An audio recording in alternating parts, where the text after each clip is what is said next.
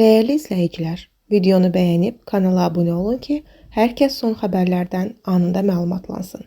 Balakəndə yol nəqliyyat hadisəsi olub, sürücü ölüb, daha 2 nəfər xəsarət alıb. Xəbər verilir ki, avtoqəza rayonunun Talalar kənd ərazisindən qeydə alınan, belə ki, VAZ 2106 və VAZ 21015 markalı avtomobillər toqquşub. Nəticədə VAZ 2106-nın sürücüsü 30 yaşlı şəxs aldığı müxtəlif dərəcəli bədən xəsarətlərindən yerləşdirildiyi xəstəxanada ölüb.